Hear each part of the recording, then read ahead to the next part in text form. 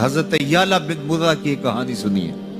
فرماتے غزوے سے ہم واپس آ رہے تھے، راستے میں پڑاؤ ہوا تو حضور ایک درخت کے نیچے استراحت فرمانے کے لیے لیٹ گئے، اور میری ڈیوٹی یہ تھی کہ میں تلوار لے کے حضور کا پہرا دوں.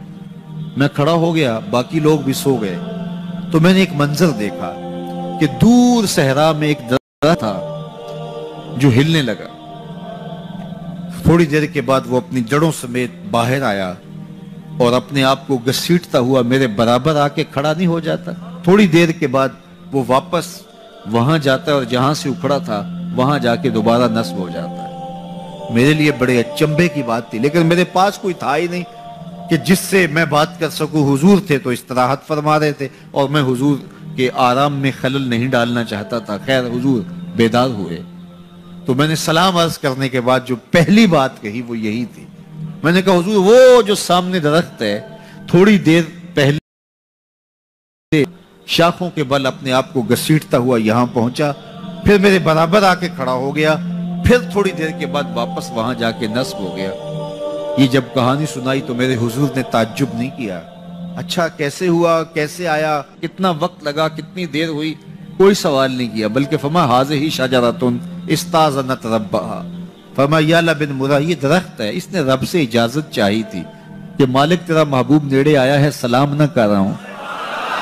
فآذن لہا، اللہ نے اس کو اذن دے دیا تھا، یہ مجھے سلام کرنے کے لیے آیا تھا. درختوں کے کلیجے بھی تڑپتے ہیں کہ حضور.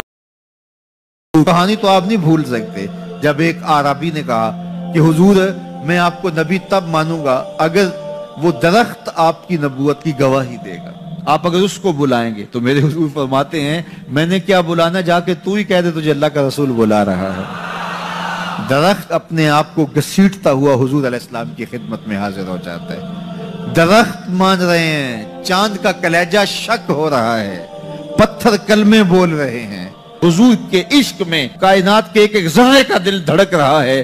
وہ کیا کسی نے کہا تھا زمین جل رہی ہے، آسمان جل رہا ہے، محبت میں سارا جہاں جل رہا ہے.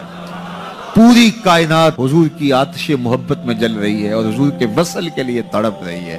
درخت ہوں، پتھر ہوں، اشجار ہوں، وہ اونٹنی جس پہ حضور سوار ہوتے تھے، غدبہ نامی اونٹنی، آپ تاریخ پڑھیں حضور کے وصال کے بعد وہ چارہ نہیں کھاتی تھی، چارہ چھوڑ دیا تھا. رو رو کے نابینا ہو گئے وہ اونٹنی، اور صحابہ نے اس کی آنکھوں پہ پٹی باندھ دی تھی. اس نے رو رو کے جان دے دی. جب حضور چلے گئے ہیں تو ہم نے جی کے کیا لینا ہے.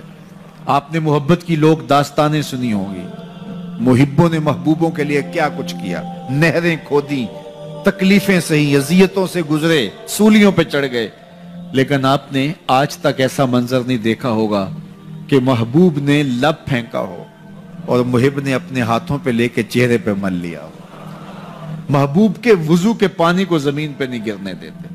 عروہ بن مسعود صلح حدیبیہ کے موقع پر واپس جب گیا تو اس نے قریش مکہ کو جا کے کہا میں تمہاری جانب سے سفیر بن کے بڑے بڑے بادشاہوں کے درباروں میں گیا ہوں، واللہ اصحاب محمد کو جو میں نے محمد صلی اللہ علیہ وسلم کی تعظیم کرتے ہوئے دیکھا ہے، واللہ آج تک کسی بادشاہ کی بھی وہ تعظیم ہوتے ہوئے نہیں دیکھی.